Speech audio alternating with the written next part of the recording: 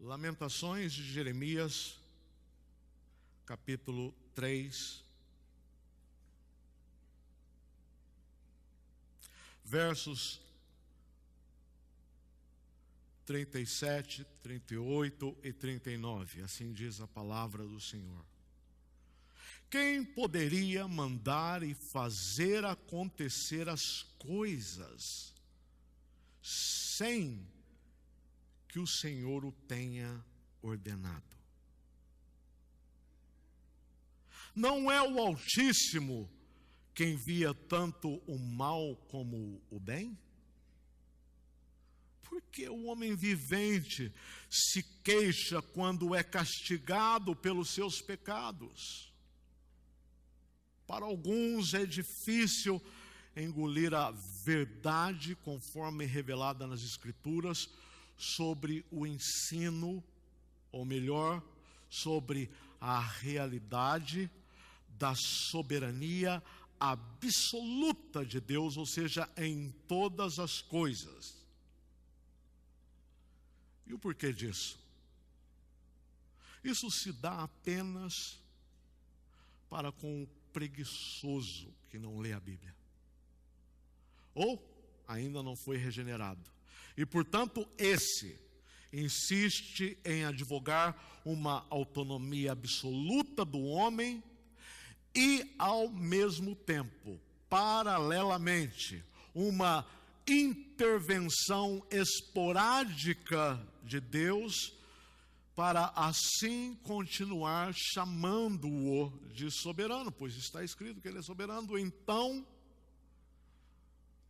de que forma Deus é soberano para esses? Ele intervém quando ele deseja intervir, e em outras horas ou em outros eventos no universo, ou em alguns momentos, ele simplesmente observa. Pensar assim é enganar a si mesmo e deliberadamente rejeitar a revelação especial de Deus. A revelação especial de Deus é a Bíblia. O teísmo aberto, que reivindica fazer parte do cristianismo, e que na verdade não tem nada a ver com o cristianismo. O teísmo aberto, sim, nega a ortodoxia e o ensino bíblico de que Deus é onisciente. Não estamos autorizados a mudar a verdade de que Deus é soberano em absoluto, porque a nossa intuição nega essa proposição, ou por causa do senso comum, ou por causa de convenções culturais. Uma cultura não pensa assim de Deus. Uma tribo não pensa assim, um povo não pensa assim.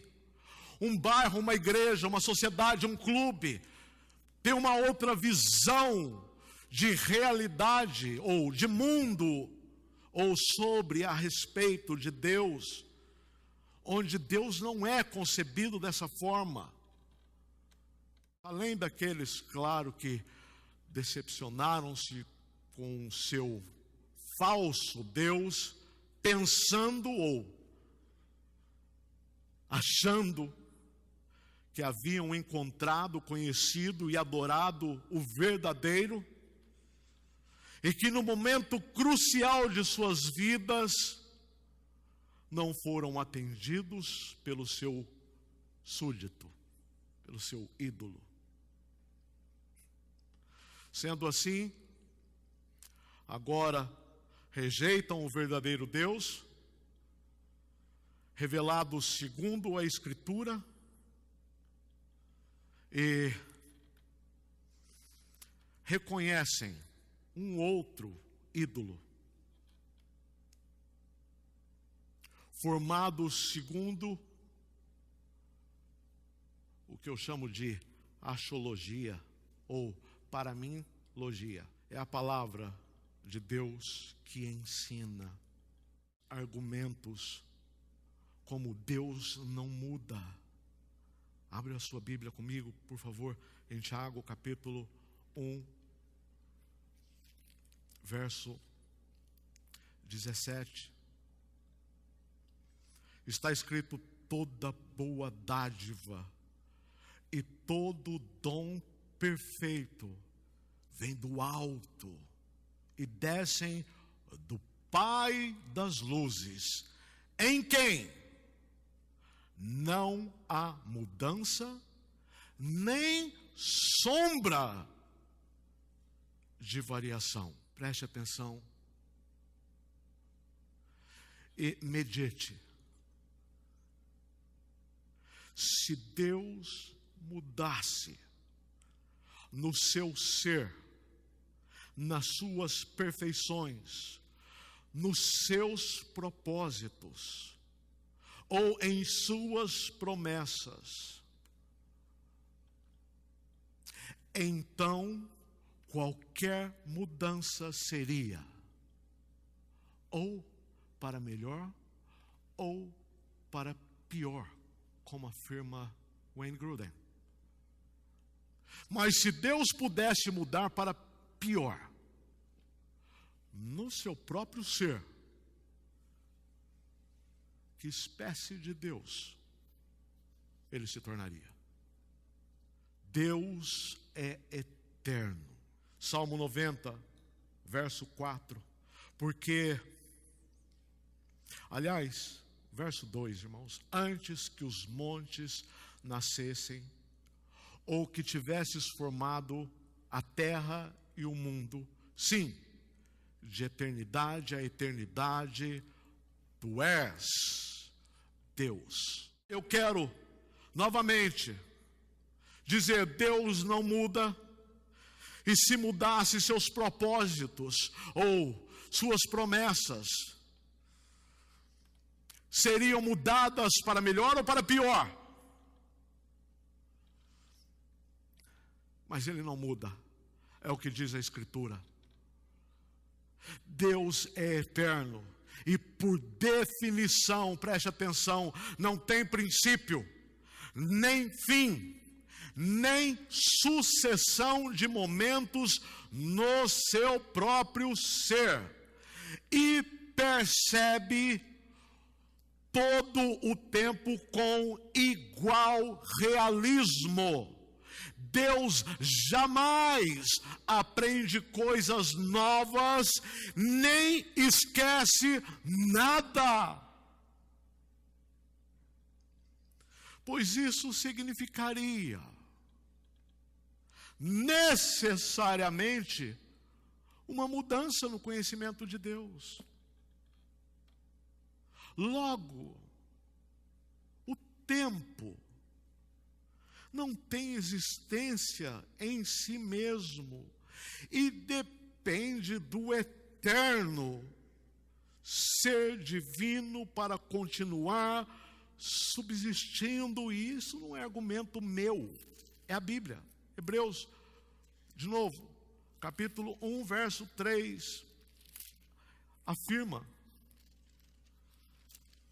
categoricamente que Jesus, o que era desde o princípio, como nós podemos ler também no Evangelho de João, capítulo 1, versos 1, 2 e 3.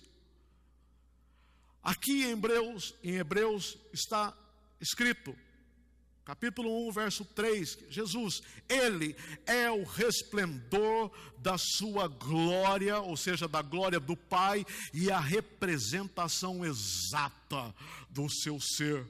Agora, sustentando todas as coisas pela palavra do seu poder.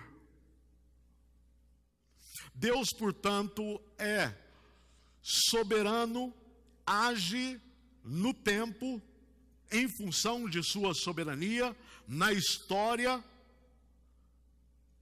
conforme também está escrito em Isaías 45, verso 21, e esse, leia comigo, 46, volte ao Antigo Testamento, Isaías 46.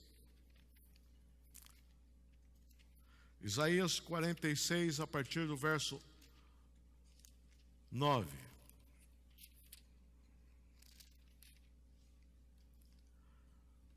Lembrai-vos das coisas passadas, desde a antiguidade, que eu sou Deus e não há outro.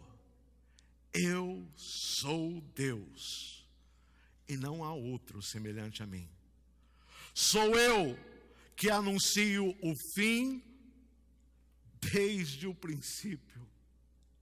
Sou eu que anuncio o fim desde o princípio. E desde a antiguidade, as coisas que ainda não sucederam, sou eu que digo, o meu conselho subsistirá. Realizarei toda a minha vontade.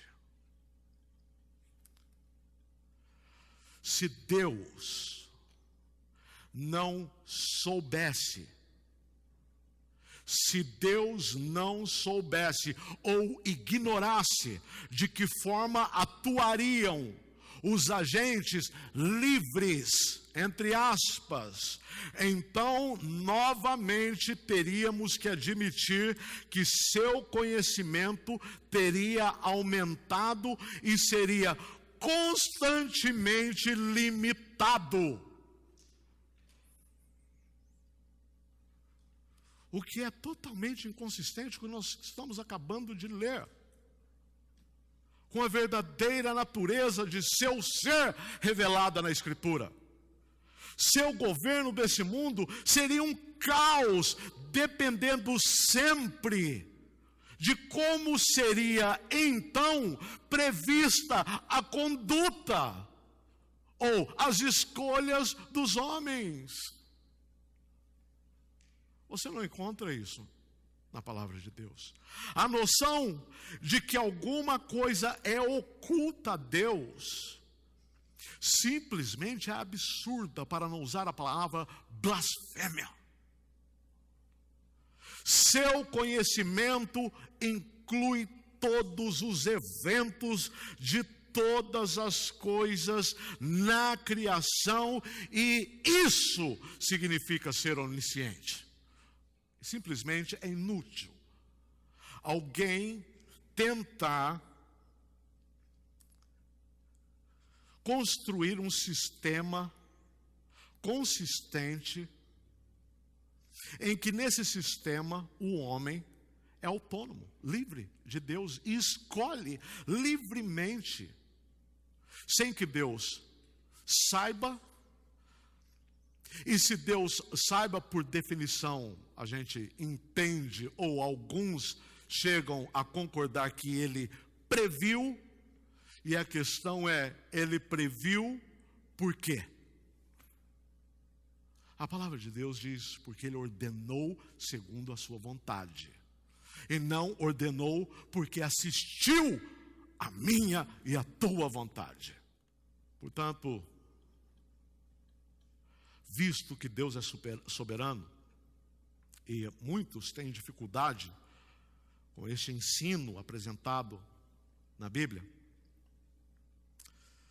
alguns, de alguma maneira desesperadora, tentam pôr de lado alguns dos atributos de Deus, ou então afirma que Deus age de maneira contrária com seus atributos. Isso seria equivalente a afirmar que Deus é incompatível com o seu próprio caráter. Ou, como já vimos, que ele se torna algo diferente do que era anteriormente. Se eu conheço Deus como imutável, eterno, onisciente, e que decretou, ordenou todas as coisas segundo o bom conselho de sua vontade, e de repente Deus se torna algo diferente, ele tornou-se diferente apenas na minha mente. É bom saber, e aqui eu volto para o nosso texto, é bom saber e relacionar-se com o único Deus e Senhor, que em tragédias, enfermidades, injustiças que nos aflige, é bom saber que esse Deus soberano nos consola, que esse Deus que está no controle de todas as coisas, traz esperança em Cristo, que é antes de todas as coisas. Ele é o Senhor das circunstâncias, Ele é o Senhor de todo ser humano ou de todo ser vivente. Nunca devemos arrogantemente afirmar que temos a capacidade de mudar ou construir o nosso futuro, porque temos fé, que é igual, porque fé aqui é igual pensamento positivo. Pois isto, além de negar a Deus, é distorcer, resistir à revelação do Deus Trino revelado nas Escrituras. E o propósito é um só: adorar um ídolo criado segundo a imaginação do homem, ou pior, atribuir ao homem algo que só Deus pode fazer. Irmãos, ímpios fazem isso, não cristãos. Mas porque Deus é soberano e sustenta todas as coisas pela palavra de seu poder, quando você for afligido, eu for afligido, nossa resposta ou nossa atitude é orar. Humilhe-se, confesse seus pecados e confie na misericórdia do Senhor. 1 de João, capítulo 1, verso 9, todos nós conhecemos o verso: se confessarmos os nossos pecados, Ele é fiel e justo para nos perdoar os pecados e nos purificar de toda injustiça. 1 João, capítulo 5, versos 14 e 15. E esta é a confiança que temos nele: se pedirmos alguma coisa segundo sua vontade. Se pedirmos algo segundo sua vontade, Ele nos ouve, ou seja, Ele nos atende. Se sabemos então que Ele nos ouve em tudo o que pedimos, por quê? Porque pedimos segundo a sua vontade. Sabemos que já alcançamos o que lhe temos pedido. Somente conhecendo Deus supremo, soberano, absoluto, governando todas as coisas, é que você pode citar um verso destes e descansar em Deus. Bendito seja o Deus e Pai de nosso Senhor Jesus Cristo, que nos regenerou para uma viva esperança. Está aí a nossa esperança. Sim, ela se consumará no dia da vinda do Senhor, mas agora,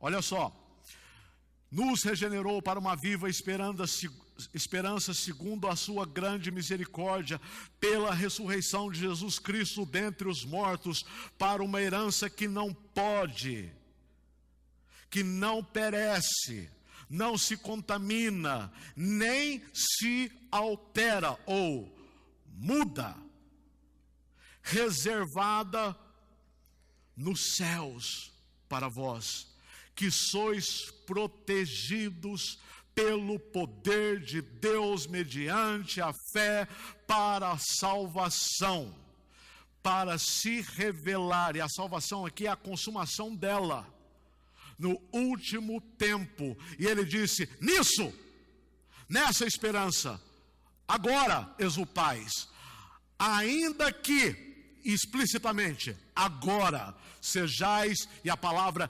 necessariamente, afligidos por várias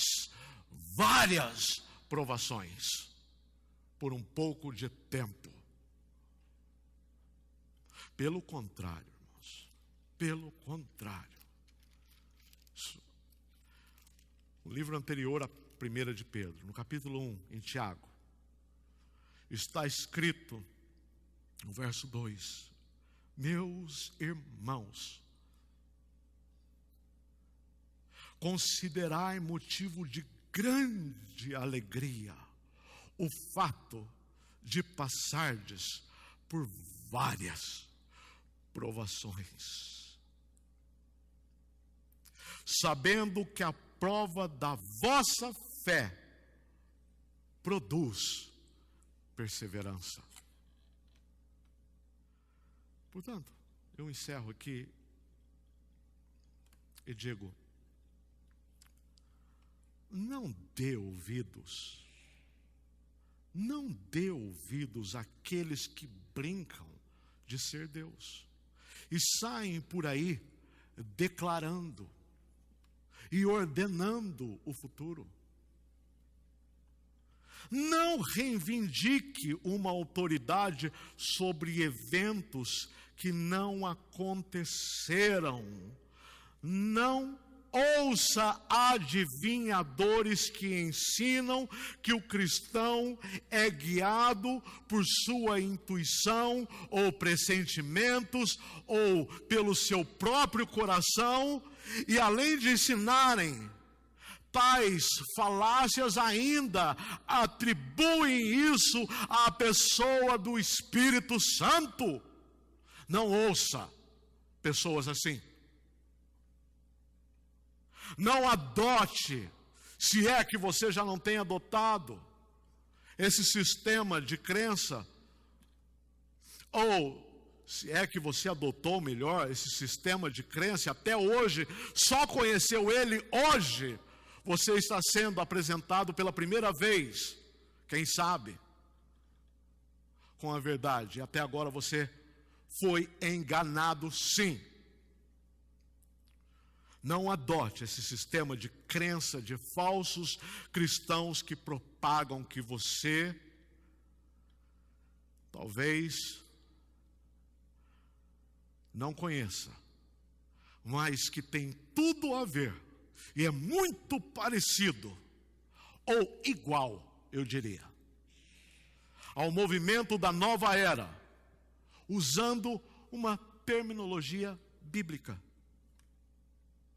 Não, irmãos, não, amados, nós adoramos e damos honra, mérito, crédito, glória somente a Deus, por tudo que nos aconteceu, nos acontece agora e que nos virá a acontecer. Pois, quem poderia mandar e fazer acontecer as coisas sem que o Senhor o tenha ordenado? Não é o Altíssimo que envia tanto o mal quanto o bem? De que se queixa então o homem? Voltemos ao nosso texto, vamos ler mais uma vez. Lamentações de Jeremias, capítulo 3, para encerrar. Lamentações de Jeremias, capítulo 3, versos 37 e 38. Quem poderia mandar e fazer acontecer as coisas, se Deus, sem que o Senhor o tenha ordenado? Seja qualquer evento que você tiver em sua mente, seja qualquer que for a tragédia que você viu ou foi acometido. Seja qualquer mal ou injustiça que fizeram com você. Quem? É a pergunta. Quem fez isto com você? Sem que antes disto acontecer, seja a natureza, terremoto, tsunami, pessoas, juízes, amigos, famílias, sem que o Senhor tivesse ordenado. Quem? É a pergunta retórica.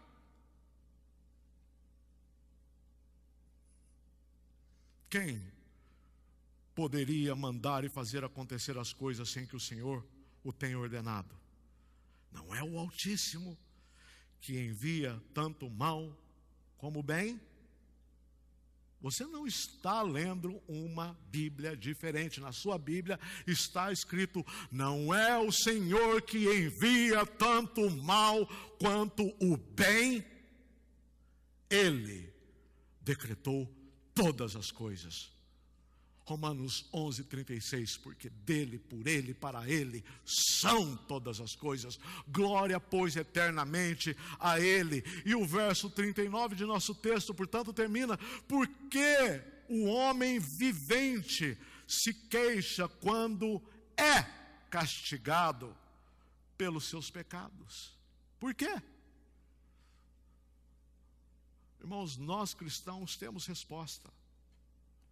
Em Hebreus está escrito que Deus ama, açoita, corrige quem Ele ama.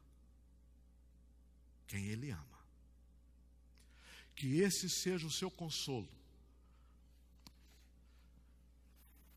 Que essa seja a sua meditação e que a tua esperança, a nossa esperança, seja em Cristo Jesus, o Senhor, soberano, único Deus.